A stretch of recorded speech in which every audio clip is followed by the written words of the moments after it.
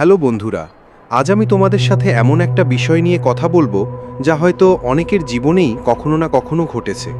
ধরো তুমি কাউকে খুব ভালোবাসো, কিন্তু সে তোমাকে পাত্তা দিচ্ছে না, বা হয়তো তোমার কোনো বন্ধু তোমাকে ইগনোর করছে। তখন কেমন লাগে, তাই না? মনে হয় যেন পৃথিবীটা ভেঙে চুরমার হয়ে যাচ্ছে। আমি জানি এই অনুভূতিটা কতটা কষ্টের।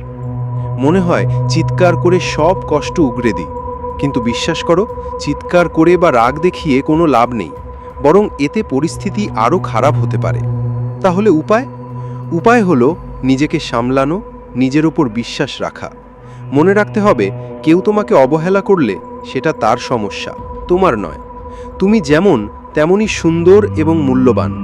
প্রথম কাজ হলো নিজেকে ব্যস্ত রাখা। নিজের পছন্দের কাজগুলো করো, বই পড়ো, গান শোনো, বন্ধুদের সাথে আড্ডা দাও। দেখবে ধীরে ধীরে মন ভালো হয়ে যাবে। দ্বিতীয় কাজ হলো নিজের ভালো লাগার কাজগুলো করা।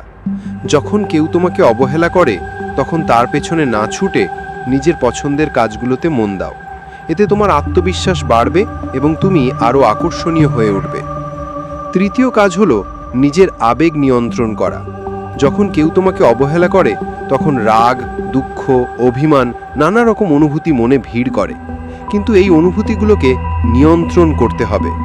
মনে রাখবে, এই অনুভূতিগুলো ক্ষণস্থায়ী, সময় সব কিছু ঠিক করে দেয়। তাই ভেঙে না পড়ে শান্ত থাকার চেষ্টা করো।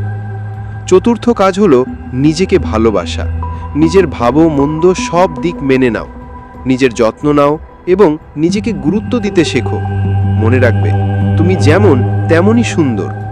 পঞ্চম এবং সবচেয়ে গুরুত্বপূর্ণ কাজ হলো যোগাযোগ কমিয়ে দেওয়া। যে তোমাকে অবহেলা করে তার সাথে কথা বলা বা দেখা করা কমিয়ে দাও। এতে সে তোমার গুরুত্ব বুঝতে পারবে এবং তোমার মনোযোগ পাওয়ার জন্য চেষ্টা করবে। এই কৌশলগুলো মেনে চললে দেখবে পরিস্থিতি ধীরে ধীরে বদলাচ্ছে। তবে মনে রাখবে, সবচেয়ে জরুরি হলো নিজের উপর বিশ্বাস রাখা এবং নিজের মূল্য বোঝা। আর হ্যাঁ, মনে রেখো, সব সময় নিজের উপর বিশ্বাস রাখতে হবে। আজকের মতো বিদায়। আবার দেখা হবে নতুন কিছু নিয়ে।